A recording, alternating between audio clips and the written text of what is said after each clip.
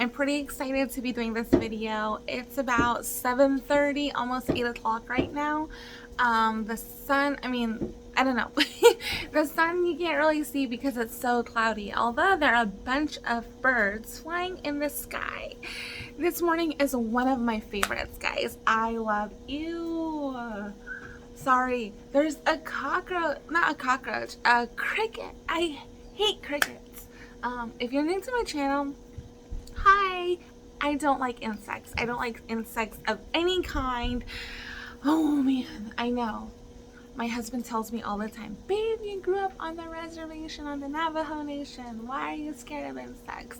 And I'm like, yeah, I grew up on the Navajo Nation and I was macho and killed them and stuff, but no, I'm still scared of them. Nope, I don't do them. Nope, nope, nope, nope. Okay, I'm gonna show you the, what's it called? Oh my gosh. Cricket!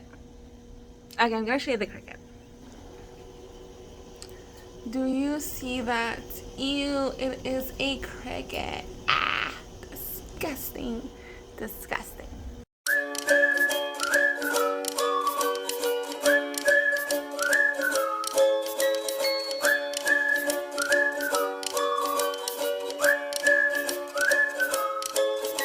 To talk to you guys this morning. Thanks for chiming in on my video. If you're new here, hey guys, my name is Sarah. I have 5 littles. We are, home today. We're doing a lot today, homeschool and other stuff. I made a vlog yesterday and I'm gonna be uploading that like right before this video, so it was hard to show you guys how dirty my van was. That was completely dirty. Okay, so this morning it's raining. It's Wednesday. We're supposed to put a cover on our pool. I'm gonna be doing that in a second. I didn't really think I needed to put a pool cover on just because yesterday it said it was gonna rain and it didn't rain, and it's really tricky like that.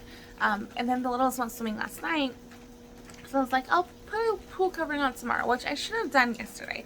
I'm just glad it's not that bad, like it's not a thunderstorm, but I hope we get a thunderstorm. We need rain. Arizona needs rain. I'm looking to the mountains that way, and I'm so glad that there's rain. I'm hoping rain just stays up there all day so it can help with the fires. Yesterday when we went to the park, we smelled smoke, and I couldn't believe it because we're a good ways away from the fire, and to smell smoke, that's really bad. Oh, really bad because the fire is growing. But it seems like the sprinkles are coming down harder.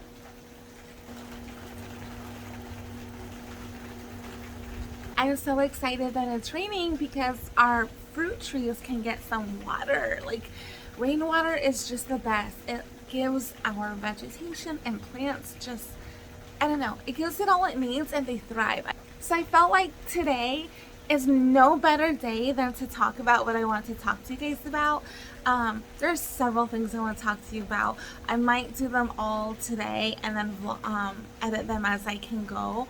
But one of the things I wanted to talk to you guys about this morning, which I know I had promised a long time ago, I kind of got stuck in my head at how to present this because you guys are amazing and I love spreading knowledge. I love spreading information that can help, and I felt like I really wanted to do it justice and show it in such a aesthetically pleasing but very nice way.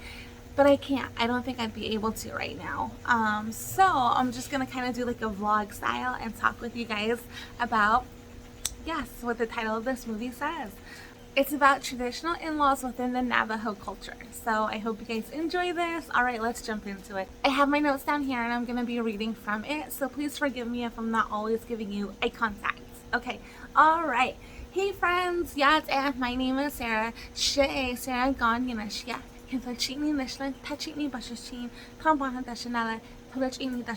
So that was a basic introduction. There's a lot more that goes into that, but basically like that's just the first, I don't know, like minute, not even a minute, but like it's the first chunk of information every native, every Navajo gives to each other Why? Because clanship is very important to us, and it's one way we could connect with others.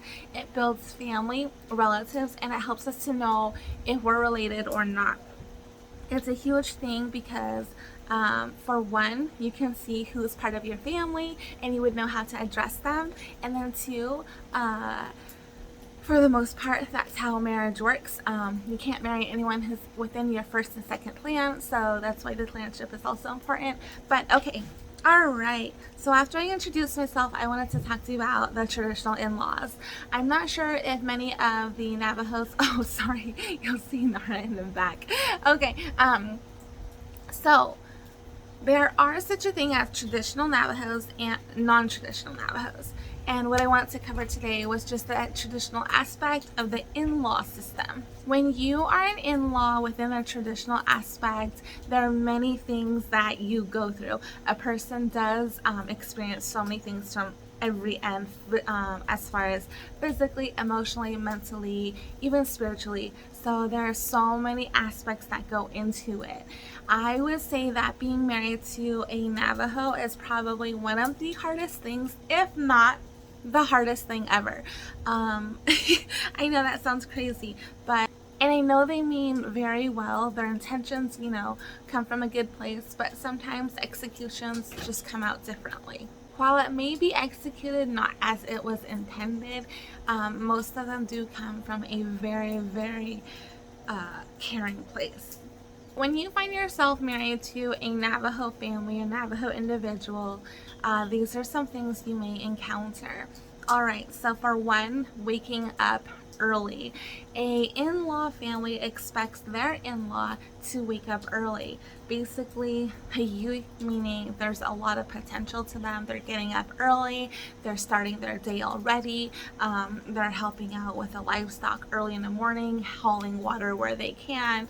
And then if this is a household that does have electricity or running water, they still would love for their in-law to wake up early to make breakfast or to go tend to life's work already.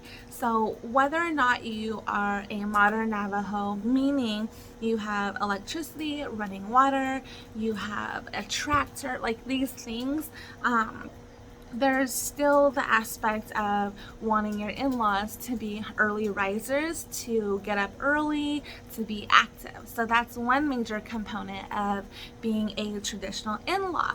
So on the other side, if you don't wake up early and you sleep in all the time or a lot, and you don't help with breakfast, you don't help with setting the table, if it's winter, maybe you don't help bring in wood, start a fire, all of those things, that is deeply frowned upon. And in return, people could make fun of you. Your in-law family will not like it because it shows them that you are lazy. Maybe you're not lazy, and maybe that's how you were raised, to wake up whenever you want and you saw it as no problem. And maybe you are just as productive as someone who wakes up early. But the fact that someone woke up late, it's still like a sore eye. So that's one thing. All right, so the next is also, like I said, doing chores, sheep herding, and hauling water. So being an in-law to a family, there's so much things expected from you. There are day-to-day items that we do throughout the day that must be met, such as, for example, sheep herding. So if you have animals, whether that be cows, sheep, goats, pigs, whatever, your in-laws would have to tend to them, feeding them, helping where you can. And if you have sheep, they would want you to be involved with the butchering process or shearing process. And then if you have cows, you'd have to do branding. So it's your job to herd the cows from, if they're down the canyon, bring them up to the home residence area so that you can brand them and give them tags. Okay, now after livestock, there are the things as doing chores, whether that would be inside or outside of the home. So doing chores is really quite common. They really would love for our in-laws to pick up and be a part of it.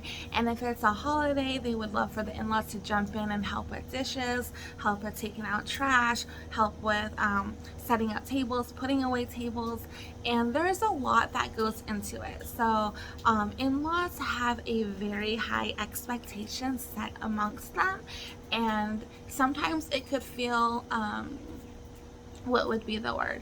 Sometimes it can feel overwhelming, I would think, for the in-law, especially depending upon how they were brought up. So if an in-law was brought up in a traditional home, oh my goodness, you're going to have to jump every bar. I mean, that is one of the most challenging situations, but also it is very, very,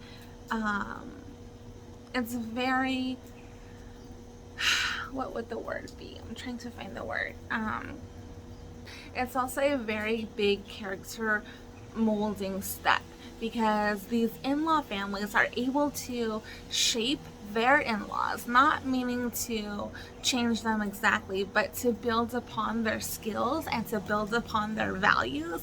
So that's kind of a big component to the traditional in-laws.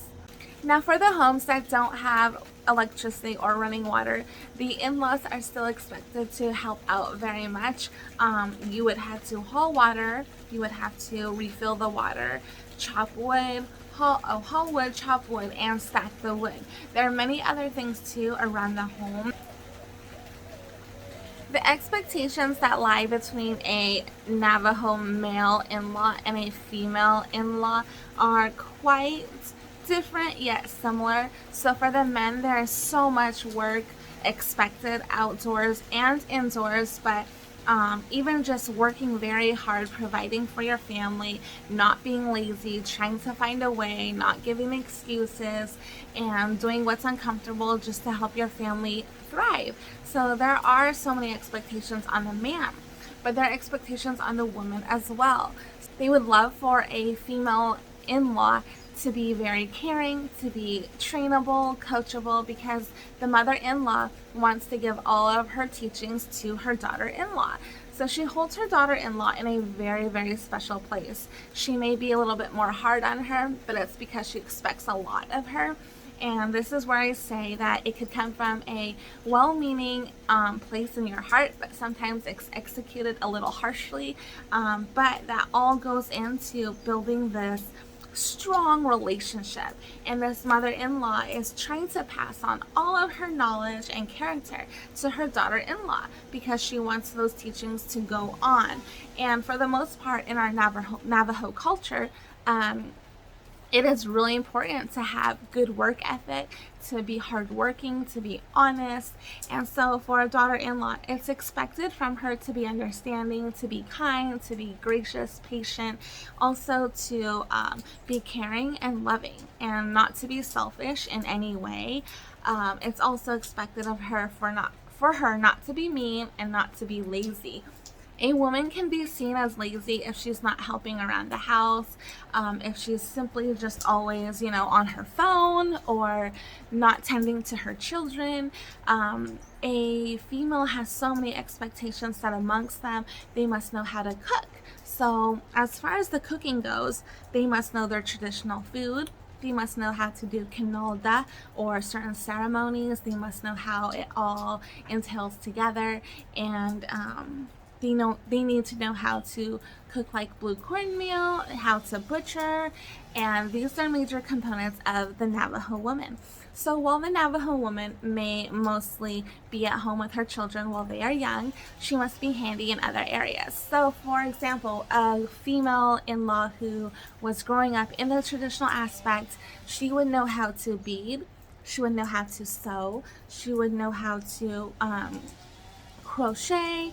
She has so many talents. She would know how to do jewelry. She would know how to weave rugs, weave belts. She has no excuses. She makes money in the most unconventional way. She is not lazy. She does not let things stop her. So she's constantly motivated. along with the Navajo woman's need to bring in money, she is doing these things also for her family. So crafting, beading, rug weaving, she's doing all these things so that she can pass that on to her children as well. It is a very huge thing to constantly teach your children the ways of the traditional aspects. So it's very important for many families to continue passing down how to make food to their grandchildren. A lot of grandparents are known for getting their grandchildren involved, and that's a whole nother topic as well. Another part of being a traditional in-law, if you do not have running water, is washing clothes, hand washing clothes, drying the clothes. So I'm not sure if it's still something widely done today, but as I was growing up, even before my time, like for the generations before me, I know it was very quite common for the mother-in-laws to just suddenly stop by to visit, and when they did visit, you had to have a meal ready for them, whether that be tea, coffee, some food, not just appetizers. So you can't just put out like cheese and bread. It must be the whole thing, so like a whole meal and even a little appetizer. The mother-in-law would really appreciate that. So I'm not really sure if that's quite done right now. I don't think so, but when I was growing up, that's how it was. There are many changes within the in-law system. That's why I say there are the traditional aspect, and also there's a modern, and then there's also one right in between, and then there's also some that don't know. So I really wanted to make this video because I wanted to just share some of these things with a lot of my viewers. I don't know if you're Navajo, and if you don't know many of these things, or you know them and maybe you know a lot more, maybe this isn't even new to you, maybe you could teach me a couple of things, and then maybe you don't know any of these things. So I love that we can have a forum that's open so we could just discuss all of this. I feel like it's a topic that doesn't really get talked about a lot, and in return we're losing some of that cultural aspect, and I think it would behoove anyone to know this from their background, to know it from their culture. And if you're non-native and you're watching my video, I just want to say ahiyahet. That means thank you. Thank you for taking time out of your day to watch this video, and I really hope that it can show a little glimpse of our culture and what we go through. So I really want you to take away from this video that Navajos place so much importance on marriage of in-laws and growing and hard work and motivation. So it's something that's very, very expected. So if you're non-native and maybe you're married to a Navajo family, I just hope that whatever you're hearing today could give you that open channel to talk with your Navajo family that you're married into about these things. Most of the time you can ask questions. I know there are many families that don't like questions, but then again, there are those other families that love to have questions being asked, because asking questions means you're learning, and a person who is learning is, highly respected, because that means your willingness to learn, your willingness to be trained. Oops, sorry, my hair keeps falling out. See that? I don't know if you can see that. Yeah. Before a man and woman get married, they are brought together by both families, and both families initially just kind of talk to them, tell them what they would love of their, marriage, and give them like last minute advice. And that is something that's done before the marriage. So before the marriage even happens, there's talking to, there's teaching to. And then there are some things that are very deeply frowned upon the Navajo Nation, although it's so hard because it's such a hard hit topic that many individuals do struggle with, and it's really, really hard and unfortunate and heartbreaking, because it seems like this problem is being seen everywhere, and it's very sad and scary. But if you're an in-law, families wouldn't want their daughter or son to marry someone who has addiction problems, whether that be with any substance. So that's one thing that is very deeply frowned upon. But then again, it's one thing that a lot of our Navajo Nation has been hit with. Another responsibility of the Navajo daughter-in-law would be to teach her kids. So she would have to teach her kids, teach them how to cook, how to clean, how to take care of a home, even the outside of her home. That is a very big component. It's quite often you'll see that many of the men are very close with their moms. They are very close with their moms, and sometimes they place their mom over their wife, and that can be a very hard situation. So for the sons who have married out, that would be the daughter-in-law to their mom.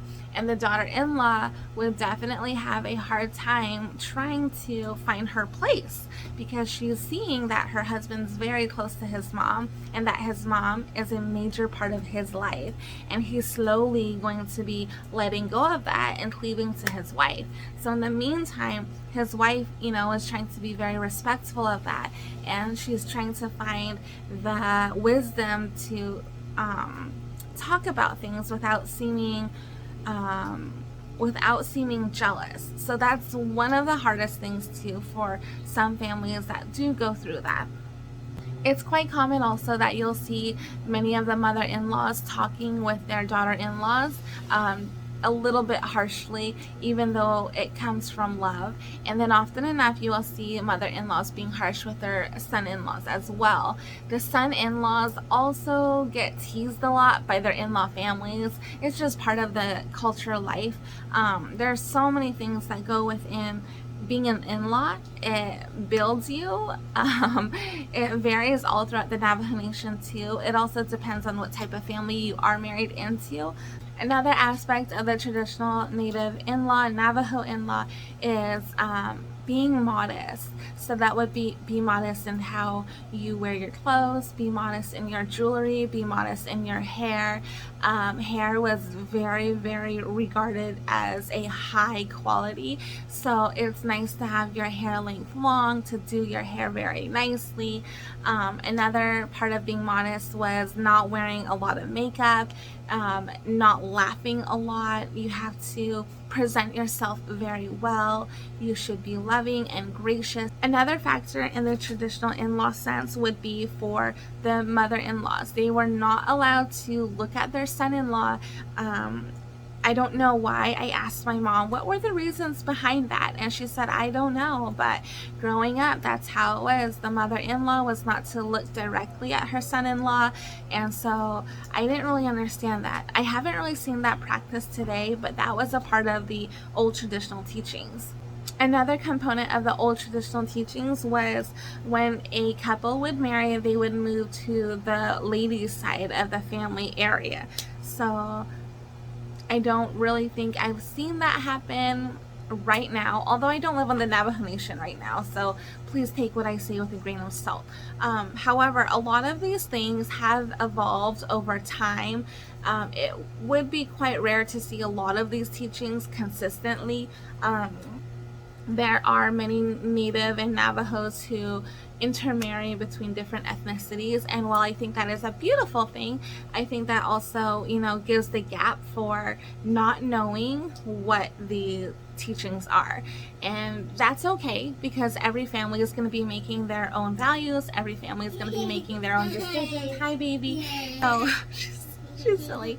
So every family is changing, and part of the modern Navajo family, I believe a lot of them are growing together. A lot of them are growing in love, and I think how families run, oops, thank you, baby. As the in-law system has changed, I want to pinpoint that a lot of the modern in-laws right now, goals and character values that they look for right now would be education, goals, and a job. I think it's really highly sought after that in-laws would love for their in-laws to have some type of education. They would love to see them go to college and do more. They would love for them to have a job, whatever that would be, as long as they're hardworking. And I know they would love for their in-laws to have goals in the future, to be working for those. And I think that provides a sense of relief to many of their in-law families. Okay, the next thing is they would want their in-law to be modest, of course. I think that many Navajo families still value modesty. They value a woman who knows how to dress culturally appropriate and also a dress for the event, meaning she can take care of herself very well. She can look put together, but she can also work out in the garden. She can, be out there with the livestock, put on her shoes and know how to ride a horse, know how to do all these things. So being modest is still something that's highly regarded. Another aspect is being faithful to your family, being faithful to aside from like your spouse and children, you would be faithful to both families. And being faithful doesn't just mean like not having an affair. It would mean giving your family your loyalty, giving them all you can, not having excuses, not being lazy, letting your family know they can depend on you. That is also being faithful. The next thing is focus. They would love for their in-law to be focused, meaning he's not just jumping around from job to job. She's not jumping around, not knowing what to do. They would love for their in-law to be goal-oriented. And also in the same sense, I know I said in the traditional in-laws, it was really frowned upon to have a in-law who sleeps in and everything. That's still carried on to right now. Many of the in-law families still want their in-laws to not be lazy, to be hardworking. And lastly, I wanted to close with this. Many of the in-laws from both traditional and modern still want their in-laws to know their Navajo language, to know how to speak it, write it, communicate, understand it, and then also for them to know their culture, their history, and their clans. So that is something still highly expected and hoped for. It is very common that you'll meet a Navajo who does not speak their language but can understand it. And I wanted to just I wanted to encourage you to keep learning, and even though you don't know Navajo, you can. I believe that if we just kind of try to teach ourselves every day and try to learn, you'll get there, and it's little by little. So at least you're learning something rather than not knowing anything, and I think it's really your heart. So across the whole thing, you're going to see many differences between families, how their values are, and what type of in-laws they are. I'm not sharing, everything I shared here may not be the norm across the whole thing. It is on average of what the traditional in-laws went through and what modern in-laws go through now.